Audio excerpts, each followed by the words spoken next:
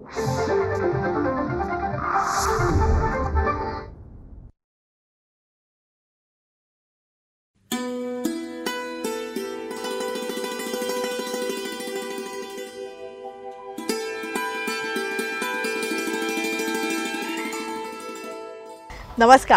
रयतेचा दरबारमध्ये आपणा सगळ्यांचं हार्दिक स्वागत. निरनिराळ्या सकारात्मक प्रयत्नांची माहिती आपण आपल्या ह्या कार्यक्रमातून करून घेतो, ज्याला उत्तम प्रतिसाद आम्हाला मिळत आहे.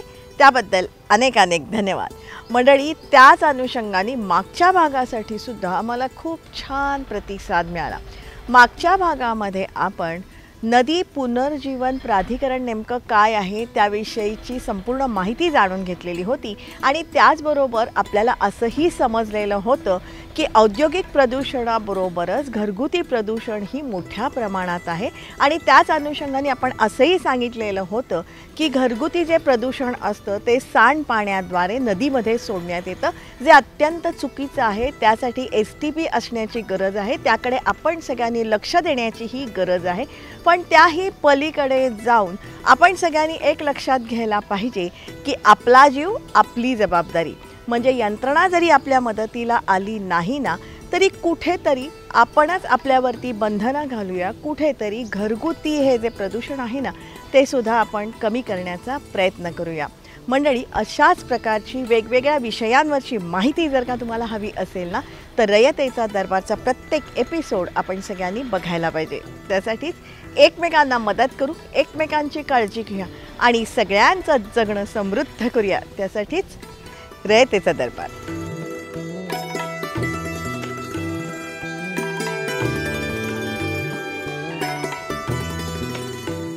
रयतेचा दरबारमधला आपला आजचा विषय खूप छान आहे. तुम्हाला सगळ्यांना अतिशय आवडेल. नेत्रसुखद असाच आपला आजचा विषय आहे आणि त्यासाठी आपण सगळेजण थेट जाणार आहोत स्वित्झर्लंडला.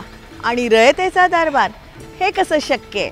मंडळी, तसं बघितलं तर कुठलीही गोष्ट शक्य आहे, पण त्याबरोबरच आपण सगळेजण स्वित्झर्लंडला कशाला जातो?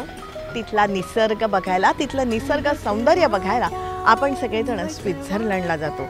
पण मंडळी, स्वित्झर्लंडच्या तोडीचं किंवा त्यापेक्षाही एकदम भारी असं निसर्ग सौंदर्य आज आपण बघणार आहोत. अनवट वाटा चांदण पंखांच्या स्वप्नांच्या गावातून लहरत आल्या. अनवट वाटा. मेरे भाई अभी नॉर्वे में हैं, वहाँ से पिक्चर्स मुझे भेज रहे हैं नॉर्वे की. हम सब कह रहे थे कितनी सुंदर पिक्चर्स है, सब बोल रहे थे. आज हम कास में आए और बोला कि ये क्यों हम जाते हैं नॉर्वे और ये स्विट्ज़रलैंड और क्यों घूमते हैं? अपना पूरा महाराष्ट्र, अपना जो राज्य है उसमें इतनी सुंदर जगह है. 2-3 घंटे हम पूना में रहते हैं, पूना से निकलो, इतनी सुंदर जगह है. और ये तो महाराष्ट्र की हम बात कर रहे हैं. अभी नॉर्थ ईस्ट में जाइए, इंडिया में साउथ में जाइए, नॉर्थ वेस्ट में जाइए. तो जैसे हम आत्मनिर्भर की बात करते तो मेरे को लगता है यहाँ से शुरू होना चाहिए, टूरिज्म से. इतकी सुंदरता म्हणजे मी कधी पाहिलीच नाही. फारच छान आहे. आणि आता फुलं तर पूर्ण आले नाहीत तरी एवढं सुंदर दिसतंय. म्हणजे हां, सगळं हिरवंगार. पुण्याहून इतकं जवळ जागा आहे आणि आम्ही लोक इकडे येत नाही, हेच दुर्भाग्य आहे. रिअली वाईट वाटतं की इतकं जवळ आहे आणि आम्ही इतकी वर्ष पुण्यात राहतो आणि इकडे आलो नाही. आज आलो आणि आता कळलं की व्हॉट वर वी मिसिंग. पण खूप लोकांना माहीतच नाही. दुसऱ्याचं गुणगान करत असताना आपल्यापाशी नेमकं काय आहे ना, तेच आपण लक्षात घेत नाही आणि त्यामुळेच देणाऱ्याचे हात हजारो, दुबळी माझी झोळी अशी आपली परिस्थिती असते. आणि म्हणूनच आज आपण आपली झोळी बघणार आहोत. मंडळी, त्यामध्ये देवानी अनेक देणग्या आपल्याला दिलेल्या आहेत. त्यातलीच एक सुंदर देणगी म्हणजेच कास पठार. प्रचंड निसर्ग संपत्तीनं समृद्ध असलेल्या कास पठारावर आपण जाणार आहोत. सातारा शहरापासून 23 किलोमीटर अंतरावर हे नंदनवन आहे. कासा या झाडामुळे या पठाराला कास हे नाव पडल्याची दंतकथा आहे. कास पठाराची समुद्रसपाटीपासूनची उंची सुमारे 1213 मीटर आहे. कास पठार हे कातळ जांभा खडकाचं आणि कमी प्रमाणात माती आणि अन्नद्रव्य असलेलं पठार आहे. पश्चिम घाटातील सह्याद्रीच्या रांगेत जैवविविधतेने नटलेलं हे कास पठार म्हणजे निसर्गाने दिलेला अनमोल ठेवा आहे.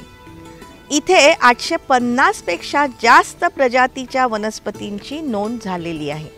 रेड डाटा बुकमधील 624 प्रजातींपैकी 39 प्रजाती इथे आढळतात. त्याचबरोबर इथलं प्राणी पशु पक्षी वैभव ही संपन्न आहे. आणि या साऱ्या गोष्टी ध्यानात घेऊन वर्ल्ड हेरिटेज कमिटीनं 2012मध्ये कास पठाराला जागतिक वारसा स्थळ किंवा वर्ल्ड हेरिटेज साईट म्हणून मान्यता दिली आहे. मंडळी, हा खूप मोठा सन्मान आहे आणि त्यामुळे आपलं हे कास पठार जगाच्या नकाशावरती प्रसिद्ध झालेलं आहे. या सन्मानामुळे कास पठार हे अतिसंरक्षित क्षेत्र तयार झालंय. त्याच्या जतनासाठीचे नियम निकषही कडक आहेत. 2010ला बाहेरच्या देशातून जी इनो टीम आली होती, ते ऑस्ट्रेलियाचे समाजशास्त्रज्ञ आणि स्वित्झर्लंडचे वनस्पतीशास्त्रज्ञ, त्यांच्यासोबत मी होतो. त्यावेळेला मला थोडीफार माहिती होती, एवढी मी त्यांच्याबरोबर शेअर केली. त्या युनेस्कोनं जे वनस्पतीशास्त्रज्ञ होते, त्यात काय भारतातून आणि महाराष्ट्रातून काही लोक आली होती. तर असे काय पेशीज आहेत की भारतामध्ये 12, त्यापैकी महाराष्ट्रात 6, त्यापैकी कास पठार म्हणजे सह्याद्रीमध्ये 2. म्हणजे भारताचे अशी नावलौकिक. त्यासाठी ह्या युनेस्कोनं टीमनं की इथं सांगितलं की बाबा हे जे कास पठारच आहे असं नाही, महाबळेश्वर आहे, पाचगणीचं टेबल लँड आहे, चाळकेवाडी ठोसेघर पठार आहे, अशी 20 पठार आहेत. त्यापैकी लोकांना येण्यासाठी रस्ता पठारावरून जातो, लोकांना त्रास नको यासाठी निवड केली. त्याचबरोबर इथं 39 प्रजाती अशा रेड लिस्टमध्ये आहेत. सातारा जिल्ह्यातील नैसर्गिक जागतिक वारसा स्थळ असलेलं आपलं कास पठार आहे. तर आम्ही वर्षभर जातो तिथं. त्याचं मॅनेजमेंट प्रॅक्टिस. कासला सप्टेंबर महिन्यात खूप जास्त गर्दी असते, परंतु कासला वर्षभर विविध प्रकारचे फुलं असतात. ते पूर्ण वर्षभर लॅटरायटिक त्याच्या स्पेशलाइज आहे जो लॅटराईट खडक, त्यामुळं वर्षभर वेगवेगळ्या पद्धतीची ती बायोडायव्हर्सिटी आढळते. आणि फक्त सप्टेंबर ऑक्टोबर नाही तर वर्षभर म्हणजे मे महिन्यात प्रामुख्यानं, जून महिन्यात एक वेगळ्या प्रकारची तिथं ऊर्जा असते आणि वेगळ्या प्रकारचे फुलंही असतात. संपूर्ण भारतामध्ये एकूण पश्चिम घाटातल्या 39 जागतिक नैसर्गिक वारसा स्थळं आहेत. वैशिष्ट्यपूर्ण गोष्ट त्यातली महाराष्ट्रात 4 आहेत. त्याच्यात अजून वैशिष्ट्यपूर्ण गोष्ट साताऱ्यात 2 आहेत. त्यामध्ये कास आणि कोयना अभयारण्याचा समावेश होतो. मंडळी, ह्या वर्षी 4 सप्टेंबर 2025 या दिवशी कास महोत्सवाची सुरुवात झाली आणि म्हणूनच 3 सप्टेंबरला आम्ही कास पठारावरती गेलो होतो आणि तिथल्या निसर्गामध्ये पूर्णपणे हरवून गेलो होतो. नमस्कार. रयतेचा दरबार आज आलेला आहे चक्क शिवकालीन मार्गावरती. म्हणजे काय मंडळी, हा जो रस्ता आपण बघतोय ना, हा आहे कास पठारावरचा हा रस्ता आहे. आणि ह्या रस्ता तुम्हाला जर का खूप चांगला किंवा दिसत असेल ना, तर हा रस्ता चांगला आहे, सुंदर आहे, त्याचबरोबर पवित्रसुद्धा आहे. याला कारण छत्रपती शिवाजी महाराज ह्या मार्गाचा वापर करायचे. कुठून कुठे? साताऱ्यामध्ये अजिंक्यतारावरून महाबळेश्वरला प्रतापगडवर जेव्हा त्यांना जायला लागायचं तेव्हा बरेच वेळा त्यांनी ह्या मार्गाचा वापर केलेला आहे. इतकं या मार्गाचं खूप महत्त्व आहे. या मार्गावरून चालताना अक्षरशः रोमांच उभे राहिले होते. आणि हा जो वारसा आहे ना मंडळी, हा आपल्याला पुढच्या पिढ्यांना सुपूर्तही करायचा आहे. इतिहासाच्या पवित्र खुणा जपत असतानाच वाऱ्यावर लहरणारी असंख्य फुलं आपल्यासोबत असतात. कासचं एक वैशिष्ट्य असं आहे, कासमध्ये एक सडा दिसतो आपल्याला सुंदर. आता 15 सप्टेंबरच्या आसपास ज्यावेळेस तेरडा येतो त्यावेळेस पर्पल कलरचं दिसतं पूर्ण कास आपल्याला. त्यानंतर एक 15 दिवसानंतर ज्यावेळेस कावळा येतो किंवा त्याला आपण स्मितिया किंवा मिकी माऊस म्हणतो, तर त्यावेळेस पूर्ण असं हळदीसारखं पिवळं दिसतं आपल्याला कास. त्यानंतर तेरड्याच्या आधी आपल्याला पांढऱ्या रंगाची चवर दिसते, तर पूर्ण कास हे पांढरं दिसतं. चवरबरोबर आपल्याला सीतेची अस्वे, धनगिरी फेटा किंवा अशा विविध प्रकारचे वनस्पती आढळतात. कास पठार हे अंदाजे 280 ते 300 प्रकारचे आपल्याला फुलं वर्षभर कास पठारावर आढळून येतात. साधारणतः माहे जूनपासून तर ऑक्टोबर नोव्हेंबरपर्यंत या फुलांचा बहर असतो. आपण इथं बघाल की या फुलांच्या जैवविविधतेमध्ये खूप फरक पडतो. जर जूनमध्ये आलात तर इथे वेगळी फुले असणार, जुलैमध्ये आला तर वेगळी फुले असणार. तर दर 15 दिवसांनी किंवा 10 दिवसांनी या फुलांचा बहर हा बदलत असतो किंवा नवीन वनस्पती इथं उद्यास येत असतात किंवा नवीन फुले ही इथं उद्यास येत असतात. सध्या आपण जे बघतो इथं आजूबाजूला की जे पांढरी फुलं फुललेले आहेत ती नैसर्गिक वनस्पती चवर म्हणून आहे. त्याचबरोबर इथे तेरडा, सित्तीची आसव, गेंदा फूल अशी बरेच फुले आपण इथं उमललेली बघत आहोत. जून महिन्यापासून फुलाला सुरुवात होते.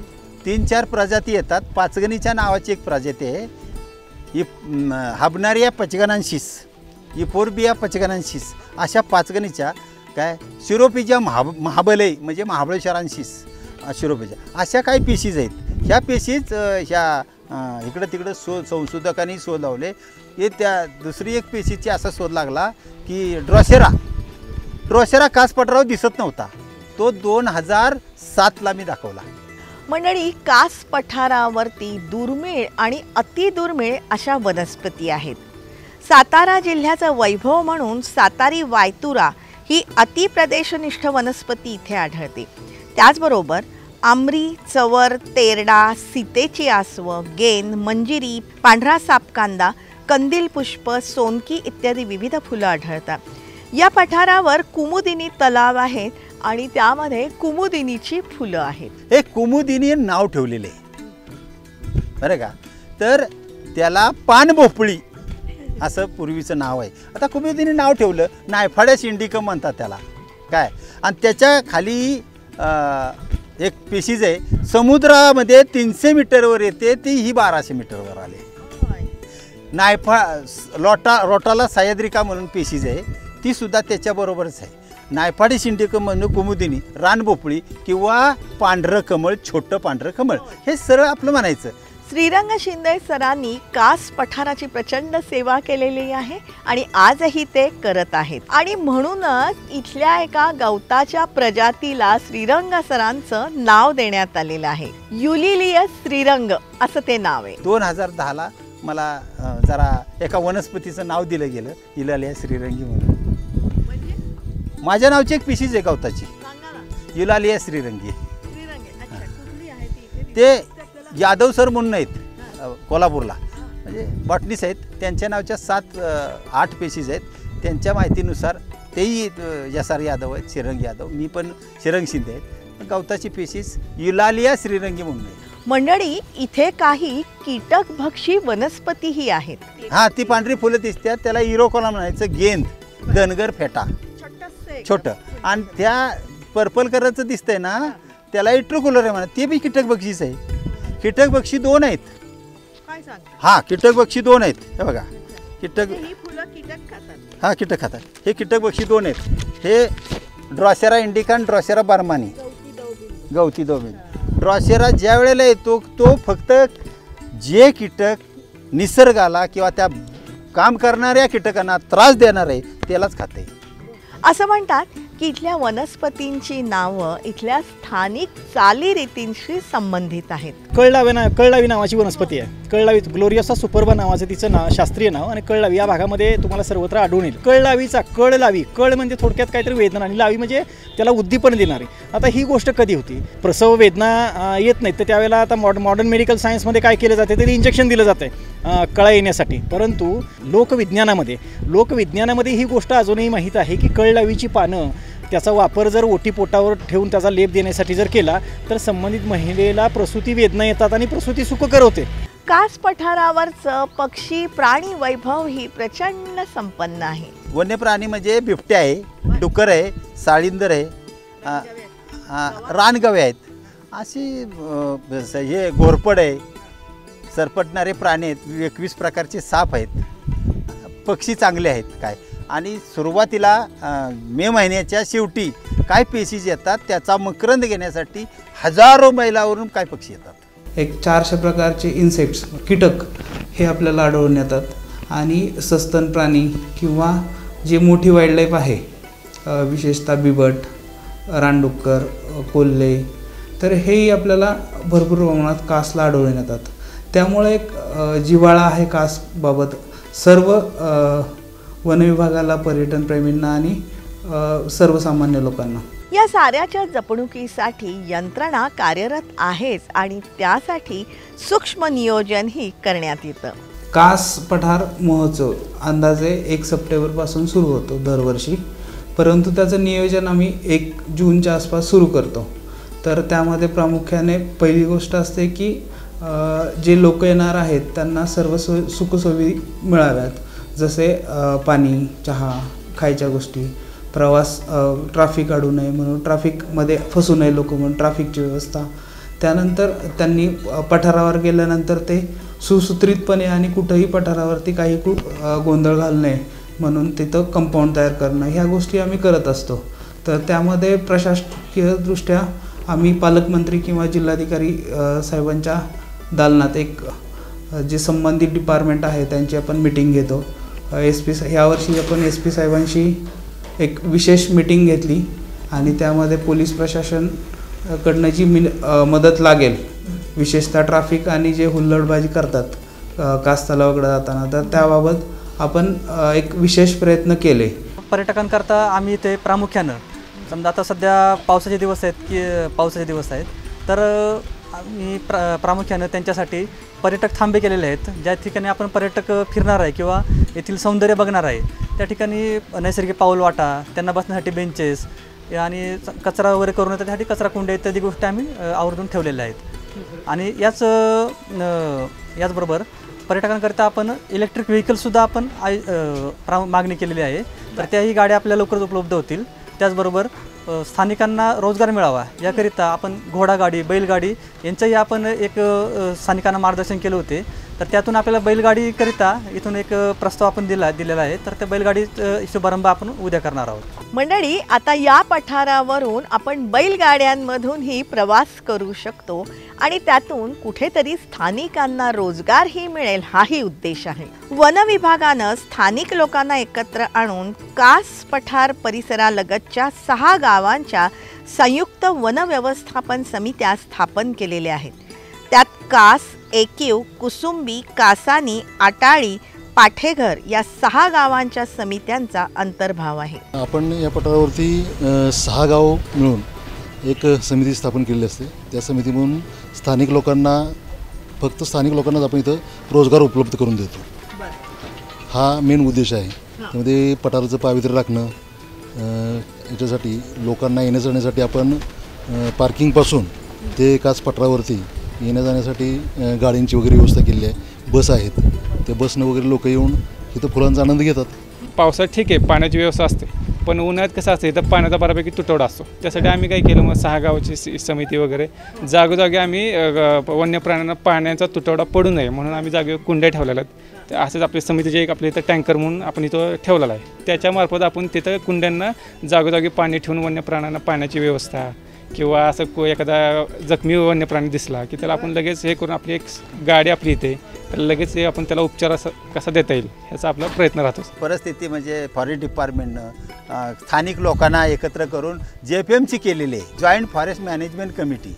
म्हणजे त्यांची संयुक्त वन व्यवस्था, वन आणि जन ह्यांना एकत्र आणलं.